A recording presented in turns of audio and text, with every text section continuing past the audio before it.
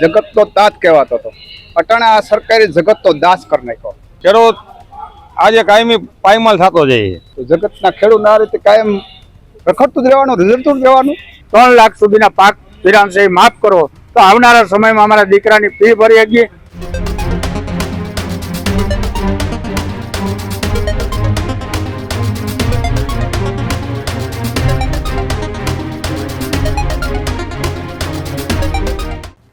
સમાચારોમાં આગળ વાત જગતના તાતની કરીએ તો જૂનાગઢ ખાતે ખેડૂતોનું સૌથી મોટું આંદોલન જે છે તે અત્યારે જોવા મળી રહ્યું છે।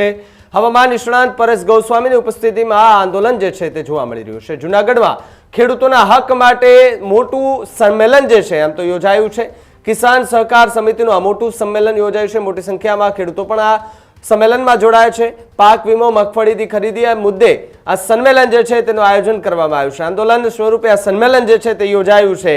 પરેશ ગોસ્વામીની અધ્યક્ષતામાં આ સંમેલન જે છે તે રાખવામાં આવ્યું છે। મોટી સંખ્યામાં લોકો ઉપસ્થિત રહ્યા છે। કોંગ્રેસ નેતા પાલ આંબલિયા પણ ખેડૂતના સમર્થનમાં જૂનાગઢ ખાતે જોવા મળી રહ્યા છે। કરશનબાબુ ભાદરકાર પણ આ સંમેલન જે રાખવામાં આવ્યું છે તેની અંદર ઉપસ્થિત જોવા મળી રહ્યા છે। સાથે જ મોટી સંખ્યામાં કલેક્ટર ઓફિસની બહાર ખેડૂતો જે છે તે એકઠા થયા છે। સાથે જ વાત કરવામાં આવે તો 200 મણની ટેકાના ભાવે ખરીદી કરવામાં આવે તેવી માંગ સાથે પરેશ ગોસ્વામીએ આ સંમેલન રાખ્યું છે। 2019ના મંજૂર થયેલો પાક વીમો ખેડૂતોને આપવા માટેની માંગ જે છે તે અત્યારે સતત કરવામાં આવી રહી છે। જૂનાગઢમાં ખેડૂતોના હક માટેની લડાઈ લઈને પરેશ ગોસ્વામી જે છે તે અત્યારે મેદાને ઉતરી ગયા છે। મોટી સંખ્યામાં બહારથી પણ ખેડૂતો જે છે તે જૂનાગઢ ખાતે પહોંચી રહ્યા છે। જૂનાગઢ ખાતે પહોંચ્યા બાદ એ સતત સૂત્રોચ્ચાર કરી રહ્યા છે, સરકાર સામે વિરોધ નોંધાવી રહ્યા છે, સરકાર સામેની પ્રતિક્રિયા પણ આપી રહ્યા છે અને જે સરકારે 2019ની અંદર જે વાયદા કર્યા હતા એ પૂરા ન થતા તેના પર પણ એ આક્રોશ જે છે તે અત્યારે ખેડૂતો એ વ્યક્ત કરી રહ્યા છે।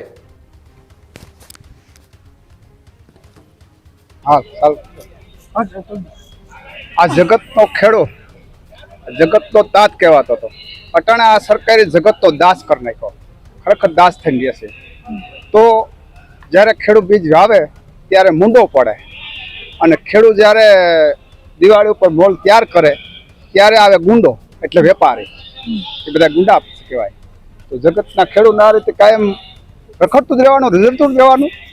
તો આના માટે કંઈક ન્યાય હારો કરો સરકારને કહી અને કંઈક તૈયારી કરો। નકર આ જગતનો તાજ જો ઉપડ્યો ને તો તમારા હાથમાં જે તાકાત છે ને એ તાકાત જટી લે।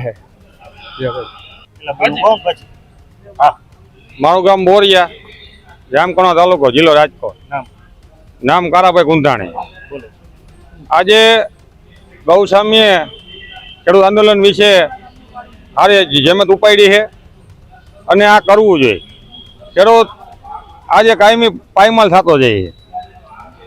છોકરા પરણાવવા, છોકરાની ફી ભરવી તોય પણ એની પાસે પૈસા નથી। અટાણ આપણે અતિવૃષ્ટિ થઈ ત્યારે 4 ખેડૂત અટાણે આત્મહત્યા કરી છે।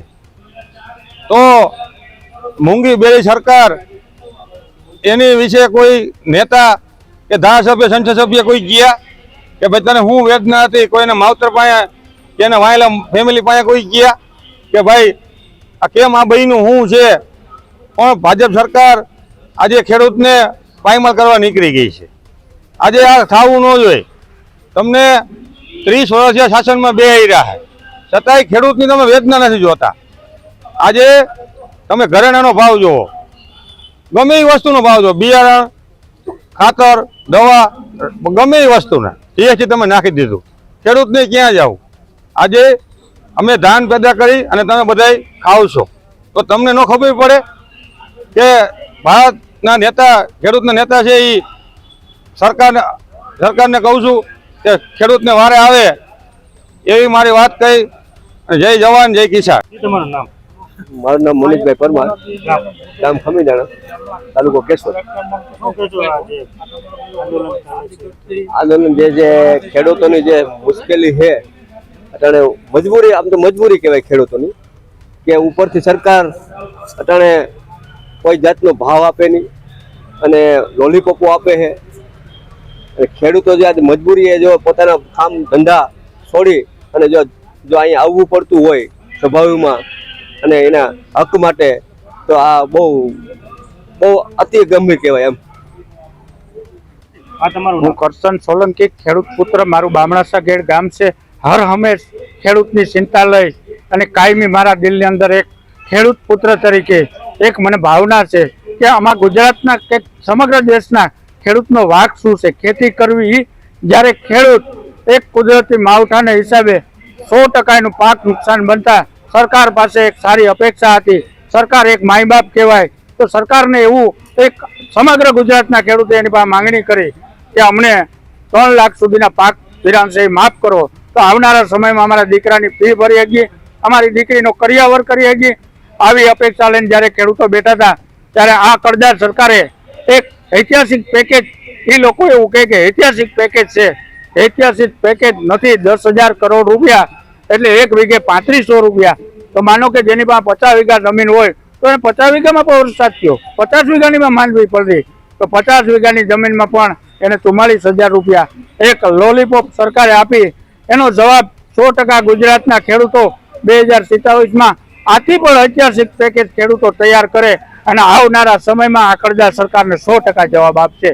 બીજું મારે એ કહેવાનું છે કે 65 ખેડૂતો, નિર્દોષ ખેડૂતો જ્યારે કરદાની લડાઈમાં બોટાદની અંદર લડતા હતા, ખેડૂત પુત્ર પ્રવીણભાઈ રામ હોય, રાજુભાઈ કરપડા હોય, જ્યારે ખેડૂતોની લડાઈ લડતા હતા તેનો અવાજ દબાવવા માટે આજે નિર્દોષ ખેડૂતોને એ જેલમાં બંધ રાખવાનું આ કરદાર સરકારે કામ કર્યું. અને જ્યારે કરદાવાળાઓને આ સરકાર 100% સહાયમાં તૈયાર છે. ખેડૂતનો દીકરો આવનારા સમયમાં જો આ સ્થિતિ રહે તો ગુજરાતમાંથી ખેડૂતનો દીકરો નહીં પણ દેશમાંથી ખેડૂત આજે લુપ્ત થઈ રહ્યો છે.